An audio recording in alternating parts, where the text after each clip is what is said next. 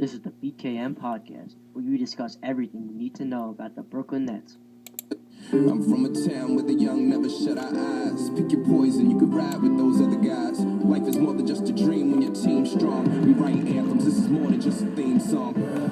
Rock bees on our winter wears. Welcome to Phenom, the home of the phenoms. It's only one city that we lean on. We call that. That's what we call that. That's what we call that.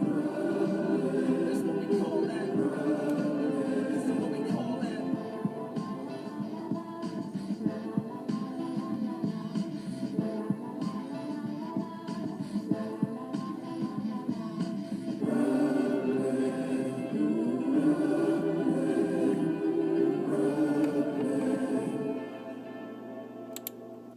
Hello and welcome to the BKN podcast.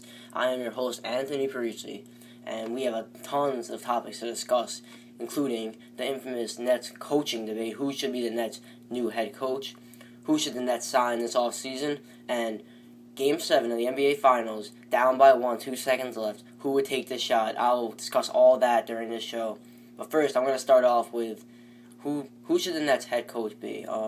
There's been a bunch of names coming up. Most names I've heard was Brian Shaw, Lionel Hollins, Jeff Van Gundy. I heard a few times. But if it's me, I would go with. I have my top three. I have one, Shaw, because I feel he would bring toughness and grit that the Nets did not show during the season very much. Only people who really showed toughness were Wallace and Reggie Evans. I think that number 2, Jeff Van Gundy. If you listen to him on ABC, he seems to know what he's talking about. He has some experience. And 3, Lionel Hollins. He brought the Grizzlies to the conference finals this year. That's not an easy thing to do. He's brought them deep into the playoffs numerous times, but I don't think we're going to get him because yesterday it came out that they shut the Nets down, the Grizzlies. They're not letting us talk to him, but they're letting the Clippers. So, because they know we're going to pay him the most money and he would go to us. So I think the Nets will get Brian Shaw. I think they'll get him. But I heard Messina. I didn't name Messina. I haven't really heard of him, but I heard that name coming up, and Prokhorov wants him. But I think that in the end, Billy King will sign Brian Shaw, and he will hopefully toughen up Brook Lopez, because Brook Lopez is the best offensive center in the NBA, arguably, along with names such as Marc Gasol. But I think that if Shaw would bring toughness to Brook Lopez that he needs. Shaw would maybe help him out on defense, help him get more rebounds, and that would help the Nets a lot. Because the one thing, Joakim Noah had a huge series versus the Nets because Noah is tough. He gets into the paint, doesn't care what happens. He's tough, and Brook Lopez was kind of shocked by it. He didn't expect that. So I think that Shaw would help toughen up the Nets. And what changes should the Nets make this offseason? I think the main thing they focus on is signing Andre Blatche. The guy was huge, especially in the playoffs. I mean, the guy has ball handling like a point guard. It's unbelievable. And he's like 6'10". He's like a center power forward. But when Lopez and Blatche were on the court, it was a plus 64, I'm pretty sure. It was something like that. It was incredible.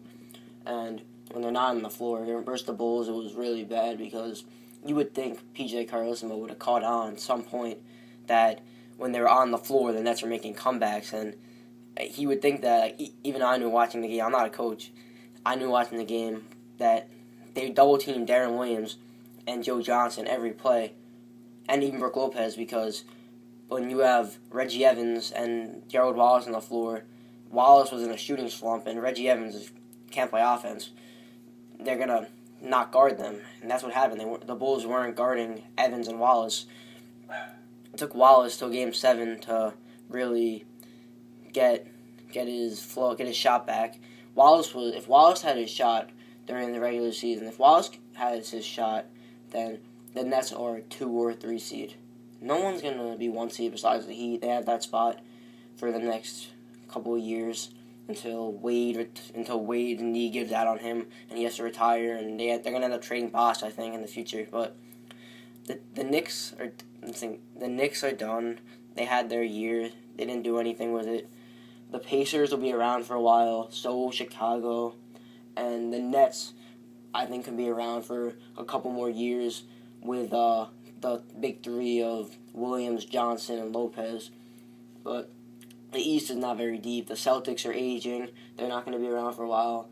The Bucks, you don't know. You're not sure who's going to stay with them. Jennings and Ellis might both leave. But I think that the East is not very deep. The West is much better than the East. But should the Nets sign Andre Blatche as starting power forward or let him go? It's a no-brainer for me. I think Andre Blatche was the reason we won. We forced a Game 7 versus Chicago. Game 5, I was at that game. He had some huge shots. The crowd was going wild. He had a huge impact. When every time the Bulls tried to make a run, they put in Blatche, and he scored, I believe, 6 points in a row that kind of stopped their run and put the dagger in for the Nets. And Game 6, up by 2 minutes left, the Nets were, and Andre Blatche puts up a tough floater. You're like, what's he doing? He has a hand in his face, and it somehow goes in, and that ended up being the difference for the Nets in that game. And I think that Andre Blatche, honestly, Reggie Evans, I love Reggie Evans. He's a great spark. He had a great season. He loves Brooklyn, you could tell, but he's a bench player. He should come off the bench. Andre Blatche, he told the Nets he's either a starter or he's leaving. But can you blame the guy the season he had? He was a first-round pick back in his days in Washington. Then he got in trouble off the court. You don't know about that. But I think he got his act together. The Nets that was a reality check for him in Washington, and now he's back, and he knows what it takes to be an NBA player, and he can be a huge impact down the stretch for the Nets. You think about this lineup: Darren Williams, Joe Johnson, Gerald Wallace, Andre Blatche, Brook Lopez. That's a tough lineup to guard, and Wallace was getting a shot going towards the end of the year. You can't really double team anyone, so it would be tough for teams to guard the Nets.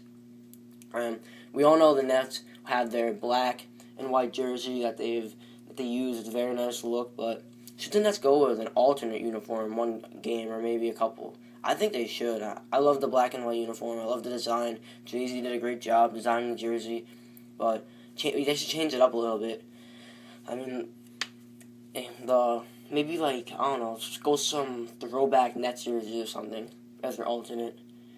I mean, or maybe I don't even know, a red jersey.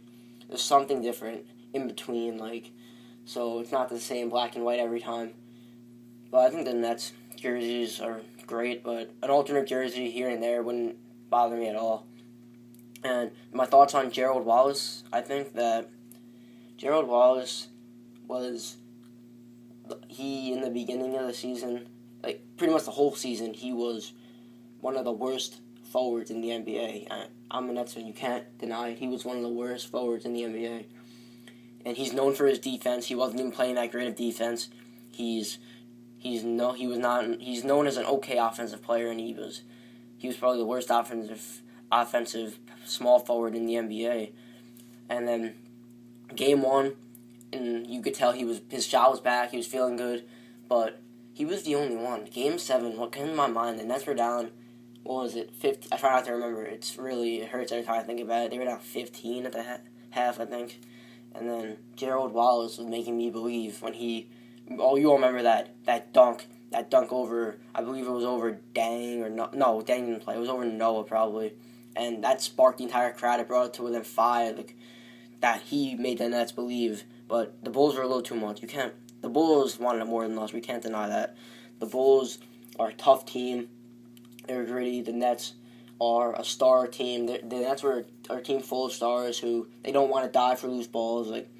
The Bulls, you could tell Nate Robinson, that was pure luck that one game, but he's he was playing with the flu. He was throwing up on the sideline. That's toughness. I honestly don't see Darren Williams doing that anytime soon.